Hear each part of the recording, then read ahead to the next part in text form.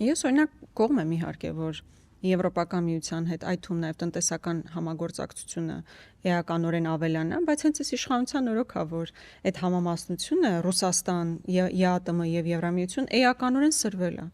Չնայած հաճախ ասում են, այ նախկին իշխանությունները կախվածության մեջ են դրել երկիրը Ռուսաստանից, բայց հենց այս իշխանության օրոք տնտեսական առումով Հայաստանը էականորեն ավելի կախված է Ռուսաստանից եւ ԵԱՏՄ շուկայից։ Ու այս պարզ հարցն է առաջանում, եթե դու քաղաքական առումով տրամադրված ես դեպի Եվրոպական միություն, թող մի հատ խոշոր կազմակերպություն ասեն Եվրոպական միության անդամ երկրների, որոնք Հայաստանում պատրաստ են ներդրում իրականացնել։ Կամ քանիս են եկել այստեղ ներդրում իրականացնելու։ Վերջինը, որ հիշում եմ, HSBC-ն ուղղակի երկրից դուրս եկավ։ Այսինքն, եթե դու քաղաքականապես քեզ տեսնում ես այդ կառույցում, առնվազն տնտեսական լուրջ համագործակցության պետք է լինի, որ իսկապես չկա, կրկնում եմ, ներդրումներ չեն գալիս։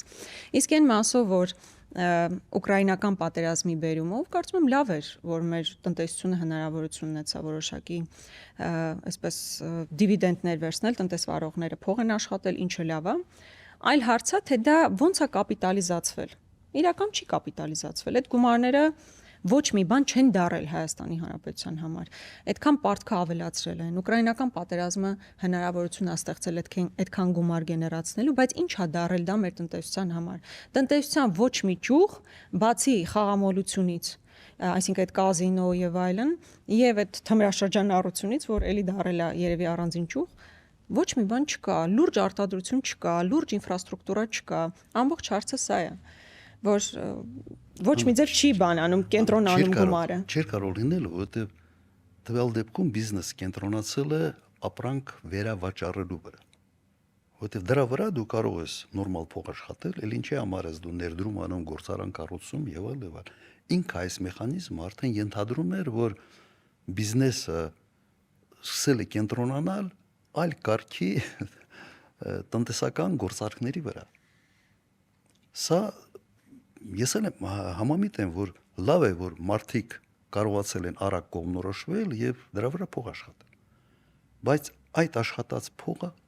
չի կարող հավասարաչափ, այսպես ասենք, բաշխվել։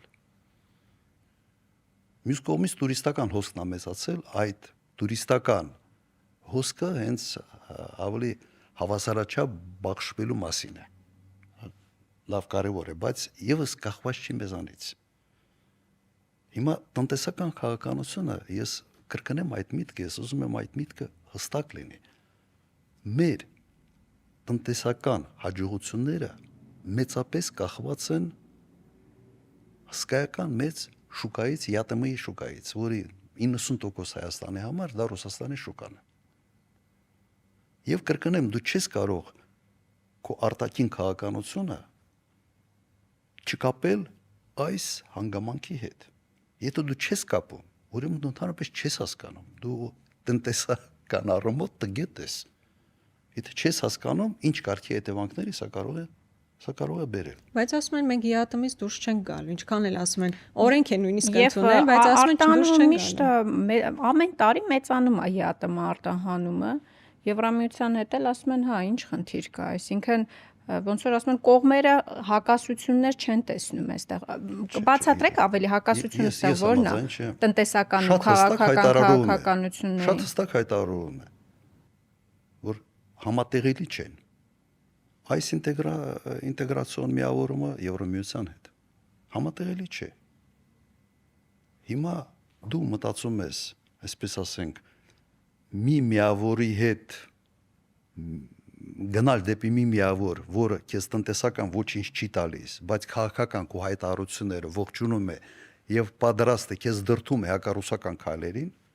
քո քաղաքականությունը այսօր վտանգում է քո տնտեսական շահերին։ Սա է։ Սա լրջագույն խնդրեմ է այսօր։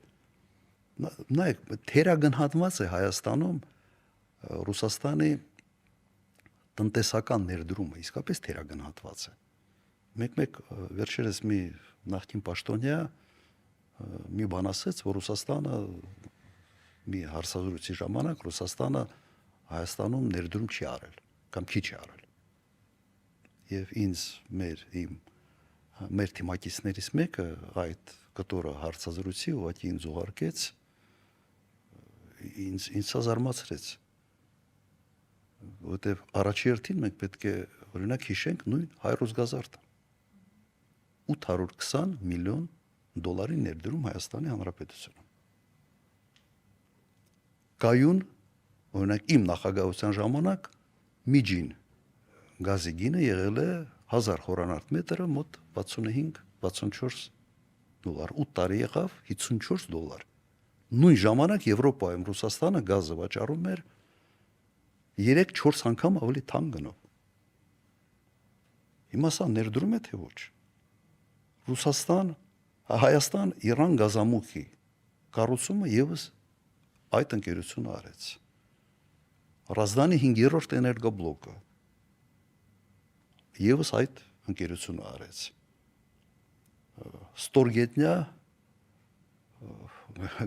գազի պահեստավորման այդ ծավալները կրկնապատկել են, որը մեր էներգետիկ համակարգի կայունությունն է համակարգի ապահովել։ Սա ներդրում է, թե ներդրում չի։ Հիմա այդ ամբողջը իրար հետ եթե գումարենք, հսկայական ծավալ է։ Սա կարևոր է մեզ համար, իհարկե կարևոր է։ 54 դոլար 1000 խորանարդ մետր գին գույություն չուներ։ Պարոն նախագահ, իսկ հիմա այդ նույն գինն է։ Այս ծավալները չէ, հիմա շատ ավելի թանկ է։ Շեշտակի է աճել։ Բայց ես ասում եմ այ ներդրումների մասին, որոնք հնարավորություն են տվել Հայաստանը ուղղակի ոտի կանգնեցնել։ Ես երբ դառել եմ նախագահ, իմ նաև նախաձեռնություններից մեկն էր այդ Հայ-ռուս գազարդի ստեղծումը։ Այն ժամանակ գազոֆիկացման ծավալը եղել է մոտ 17% թե 20%։ Հասցրել ենք 95%, որ 95%-ը նշանակում է Հայաստանի տարածքի 95%-ը այդ հնարավորությունը ունի։ Կարող է մի բաժանորդ միանում է դրան, մյուսը չի միանում դրան, դա արդեն այլ հաշվարկ է, բայց մեր գազոֆիկացման աստիճանը եղել է համարյա կրկնակի ավելի մեծ, քան Ռուսաստանի հենց։ Մենք Ռուսաստանից գազ ենք բերում, բայց մեր համակարգը երազելի էր նաև եվրոպական երկրների համար, որտեղ գազոֆիկացման մակարդակը 30-40% է, մեծ մասում այդ երկրների։ Հիմա սա վերաբերմունք էր Հայաստանի նկատմամբ, թե վերաբերմունք չէր։ Էկոլոգիայի տեսանկյունից լրջագույն խնդրեմ էր անտառահատումները։ Գյուղական հատկապես բնակավայրում անտառները հատում էին։ Եվ ամեն մի գյուղ գազոֆիկացնելով մենք լուծում էինք նաև բնապահպանական հարց։ Որտեղ մարդիկ գազ էին ստանում եւ անտառ հատելու ոչի խնդիր այլևս չեն ունենում։ Շղթան բազմաշերտ է։ Այսպիսի հարցեր կան, որոնց մասին երևի մարդիկ արդեն մոռացել են։ Բայց պետք է հիշեցնել։ Եվ ես նման օրինակներ նաև այլ կարգի կարող եմ բազմաթիվ օրինակներ բերել։